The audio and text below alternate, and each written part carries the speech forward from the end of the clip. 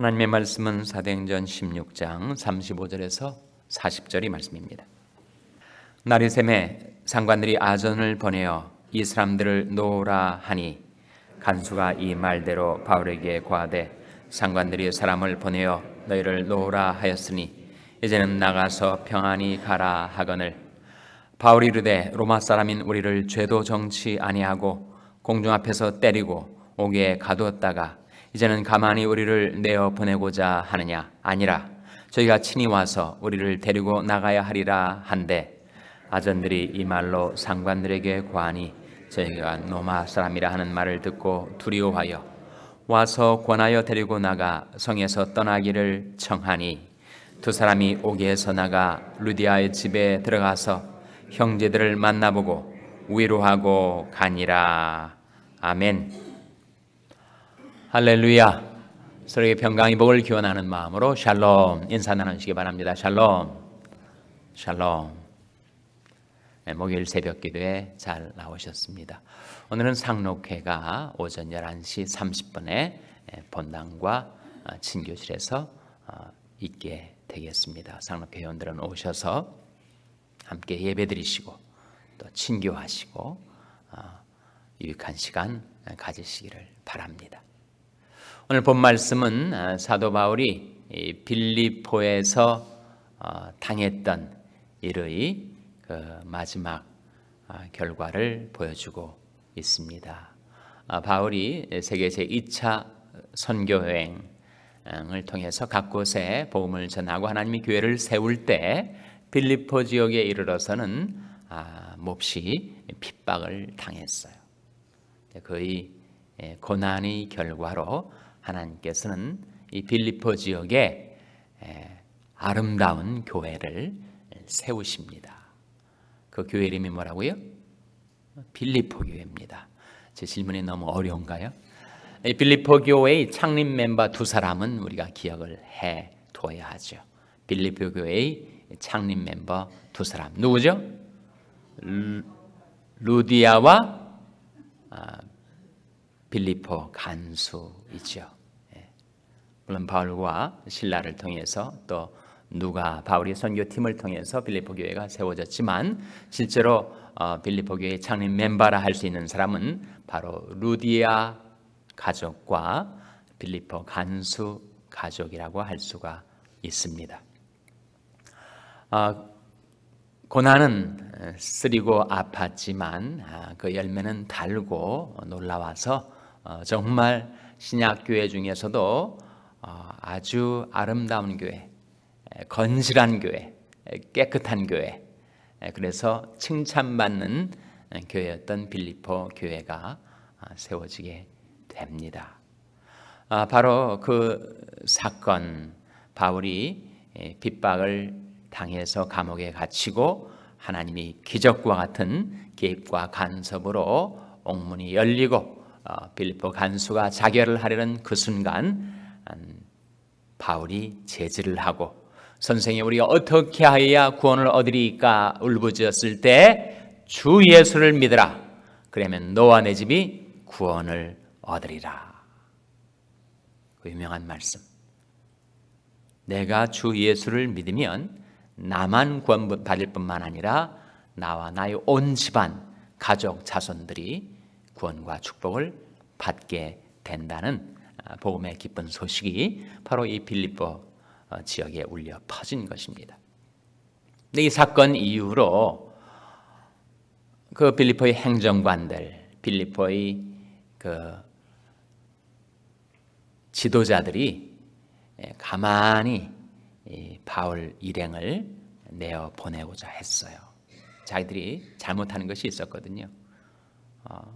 정말 불의로 사람을 억울하게 만들고 그리고 일방적으로 사람들이 송사만 듣고 accusation만 듣고 재판 과정도 생략한 채 불의하게 바울과 실라 그들을 핍박해서 하나님이 기적과 같은 간섭으로 이 바울과 실라가 석방이 돼서 그가 빌립보 간수집에 머무를 때 사람을 보냅니다.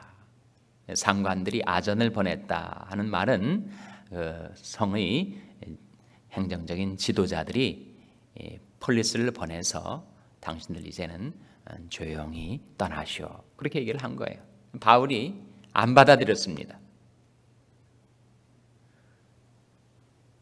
우리가 그렇게 떠나갈 수는 없는 것이요, 당신들이 친히 와서 우리를 전송하시오. 우리 언뜻 피상적으로 보면 바울이 끝이 있는 사람이구나, 이렇게 사감을 가지고 개인적인 원한, 오래 캐캐묵은 감정을 가지고 그 사원과 구원을 가지고 그렇게 복수를 하려는 것이 아닌가, 잘못 이해할 수가 있단 말이죠. 본문 말씀을 좀 더 보시기 바랍니다. 35절 36절 한번 같이 읽겠습니다. 시작. 날이 샘에 상관들이 아전을 보내어 이 사람들을 놓으라 하니 간수가 이 말대로 바울에게 고하되 상관들이 사람을 보내어 너희를 놓으라 하였으니 이제는 나가서 평안히 가라 하거늘. 그때 바울이 반응이 37절에 나옵니다. 같이 읽겠습니다. 시작. 바울이 이르되 로마 사람인 우리를 죄도 정치 아니하고 공중 앞에서 때리고 옥에 가두었다가 이제는 가만히 우리를 내어 보내고자 하느냐? 아니라 저희가 친히 와서 우리를 데리고 나가야 하리라 한대. 그래서 결국 아전들이 그 말로 상관들에게 고했습니다. 그리고 그들이 이 사람들이 우리가 완전히 우리 수중 안에 들어온 자로서 생사여탈권을 가지고 우리가 마음대로 해도 아무런 문제가 없을 줄로 알았는데 이 사람들이 로마 사람들이었구나.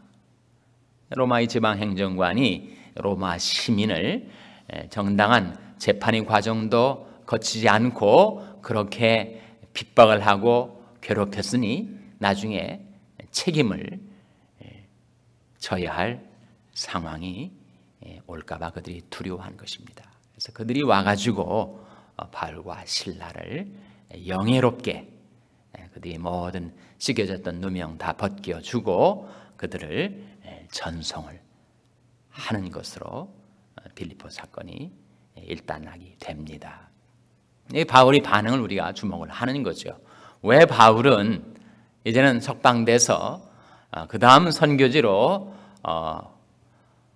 홀홀이 떠나가면 될 것을 왜 이렇게 마치 사감을 가진 사람처럼 구원을 가진 사람처럼 그렇게 상관들과의 관계를 설정하려 했는가?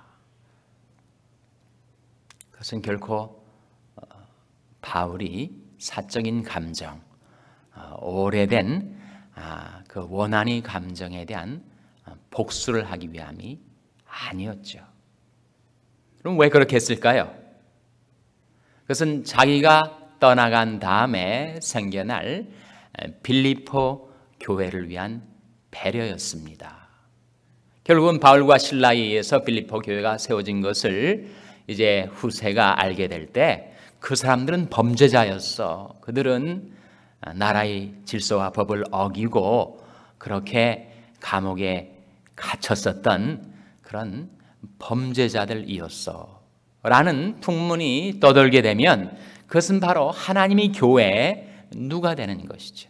이 신생교회가 그렇게 나라의 치안을 어기고 법을 어긴 크리미널, 범죄자들에 의해서 세워진 교회라고 소문이 나게 된다면 그것은 하나님의 교회의 불명예일 뿐만 아니라 그 교회를 통해서 퍼져나갈 복음의 진보에 지장을 초래할 수가 있었다는 것입니다. 그래서 결코 사도 바울의 사적인 감정이나 개인의 명예를 위해서가 아니라 복음을 위해서 그리고 교회를 위해서 사도 바울은 vindication, 신원을 요구하게 된 것입니다. 이 결코 나의 사사로운 감정에 의해서가 아니라 하나님의 교회의 장래를 위해서 이 문제는 짚고 넘어가야 되겠다.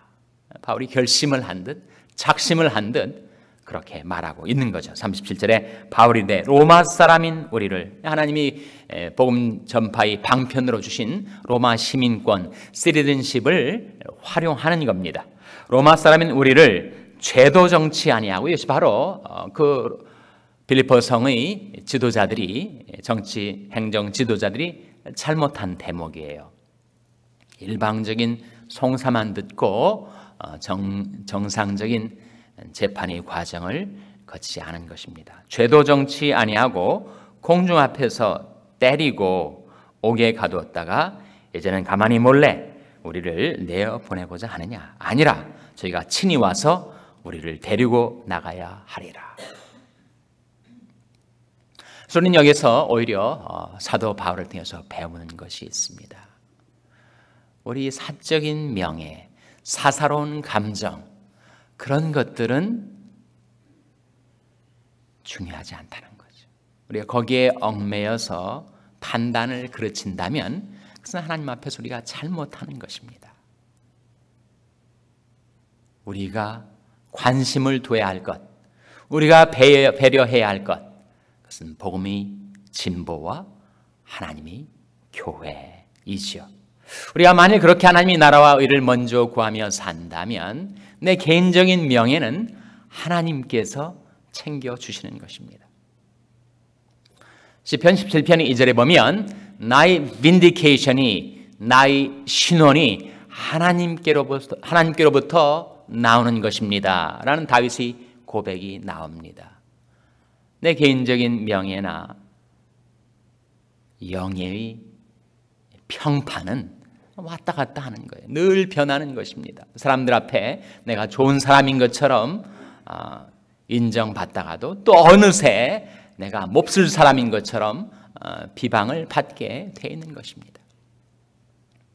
나를 의롭다 하실 이는 오직 하나님이시죠. 하나님이 옳다 하시면, 재판장이 판결을 내리시면 그것으로 되는 것이니까요. 우리가 살아가면서 우리는 늘상 사람들이 나를 어떻게 바라보는가, 어떻게 생각하는가, 사람들이 평판에 너무 주의를 기울인 나머지 우리는 하나님께서 나를 어떻게 평가하시는가에 마음을 두지 못할 수가 있습니다. 너무 그렇게 하지 말라고 전도서에 말씀하죠. 사람들이 너에 대해서 뭐라고 말하는지 계속 추적하지 말라. 그러다가 너를 저주하는 소리를 듣게 될 거다. 너도 가끔은 남을 저주하며 살지 않았느냐. 그런 말씀이 전도서에 나오죠. 우리가 복음의 진보와 하나님의 교회의 영예를 위해서 살아간다면 내 개인적인 명예는, 그것은 우리는 지나쳐 버리고 살아갈 수가 있다는 거죠. 그러므로 하나님의 능하신 손 아래서 겸손하라. 때가 되면 너희를 높이시리라. 우리 하나님의 능하신 손 안에서 겸손히 살고 겸허한 마음으로 마음을 비우고 산다면 자기 사적인 감정, 캐캐묵은 원한, 사사로운 영예심, 이런 것에 얽매이지 아니하고 오직 나의 목적이 하나님의 영광을 위하여, 하나님의 복음의 전파를 위하여, 하나님의 교회를 위하여 우리가 관심을 두고 그리고 배려하고 살아간다면, 하나님께서 바울을 그렇게 공중 앞에서 치욕스러운 고난을 당했던 바울을 영예롭게 높여주시고 계속해서 그를 통하여 구원이 복음이 전파되고 하나님의 교회가 세워지는 역사를 이루어 주셨던 것처럼 우리가 지향해야 될 것, 우리가 추구해야 될 것, 그것은 바로 복음의 진보와 하나님의 영광과 하나님의 교회가 이 세상에 구원의 방주로, 축복의 통로로 쓰임받는 그 일을 위해서 우리가 마음을 두고 살아간다면 하나님께서 하나님의 나라와 의를 먼저 구하며 살아가는 이에게 이 모든 것도 더해 주실 줄로 믿습니다. 기도하시겠습니다. 오늘 말씀을 기억하며 하나님, 저희들도 바울처럼 오직 복음을 위하여, 교회를 위하여 살아가게 하여 주시옵소서. 기도하시기 바랍니다. 우리 자녀들을 위해서 기도할 때 하나님, 저희 자녀들이 복음의 일꾼, 교회의 일꾼으로 쓰임받을 수 있도록 축복하여 주시옵소서. 기도하시기 바랍니다. 평생 연약한 지체들을 위해서 기도해 주시기 바랍니다. 생명의 하나님, 저들의 생명을 소생케 하여 주시고 건강을 회복시켜 주셔서 다시 하나님 앞에 쓰임받는 그릇들이 되게 하여 주시옵소서. 위하여 기도해 주시기 바랍니다. 우리 샬롬교회를 위해서 기도할 때 하나님, 우리 샬롬교회가 오직 하나님의 영광을 위하여 복음의 진보를 위하여 살아가는 교회가 되게 해 주시옵소서. 위하여 기도해 주시기 바랍니다. 여러분의 생업을 위해서 기도하시고 샬롬 장인 선교회의 박모세 목사님을 위해서 기도해 주시기 바랍니다. 하나님, 저희들을 이 아침에 성령으로 충만케 하셔서 사명 감당케 하여 주시옵소서. 우리 합심해서 기도하겠습니다.